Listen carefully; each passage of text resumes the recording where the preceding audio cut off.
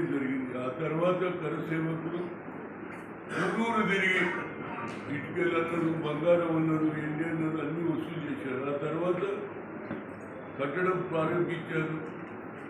ఆ తర్వాత మా ప్రధానమంత్రి నరేంద్ర మోడీ గారు కూడా ఇనాగ్రేషన్ చేశారు. ఇప్పటి వరకు జరుగుతున్నటువంటి పరిణామాలు చూస్తుంటే అదే తిరుపతిలో రోజు ఉండి లెక్క జరుగుతుంది.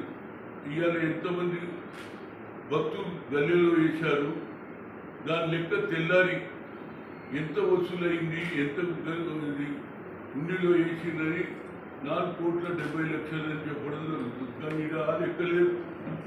ఆ తర్వాత భక్తులు ఇచ్చినటువంటి బంగారం కరగబెట్టి గడ్డీలుగా చేసి అమ్ముకున్నారు. ఆ తర్వాత రియల్ ఎస్టేట్ బిజినెస్ చేశారు. అదేవిధంగా స్టాక్ మార్కెట్లో కూడా డబ్బులు పెట్టారండి. అంటే ఎంత దోచుకోవడం జరిగిందో మీరు అర్థం చేసుకోండి.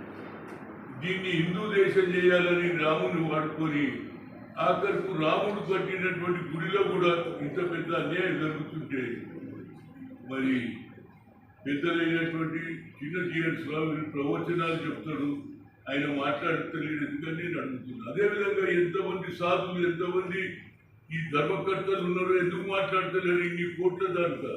అదేవిధంగా అధికారి గతంలో ఐఏఎస్ చేసినటువంటి అధికారి ఉత్తరప్రదేశ్ అయినటువంటి లక్ష్మీనారాయణ భోగేశ్వరు ఆయన ఆనాడు రాసినటువంటి ఏదైతే రామాయణం రాయడానికి ప్రయత్నం చేసినటువంటి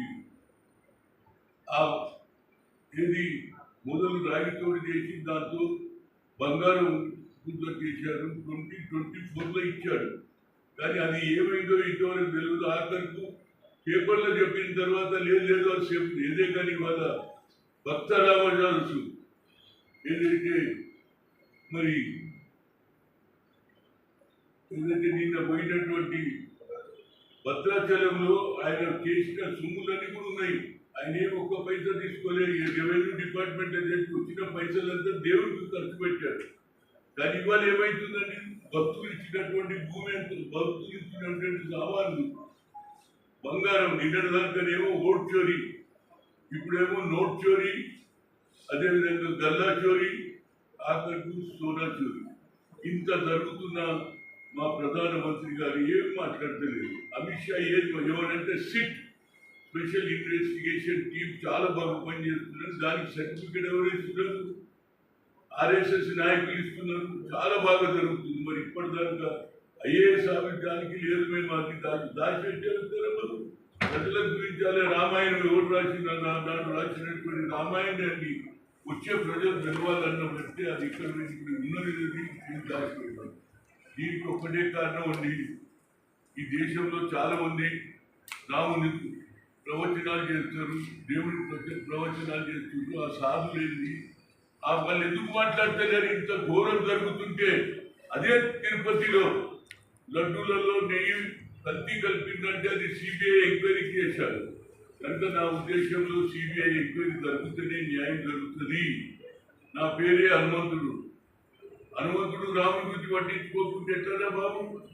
అందుగురించి నేను రోడ్డు దగ్గర పోయినా అదేవిధంగా పార్లమెంట్ 20 నుంచి జరుగుతుంది. కాబట్టి నేను రాహుల్ గాంధీ గారిని, ప్రియాంక గాంధీని, అదేవిధంగా మల్లికార్జున్ ఖర్గేని, అశోక్ గెహ్లాట్ కూడా స్టేట్మెంట్ ఇచ్చారు. కనుక తప్పనిసరిగా 23 నాడు ఏది జంతర్ మంతర్లో మౌన దీక్ష, ఒక ½ అన్ అవర్ మౌన దీక్షదే.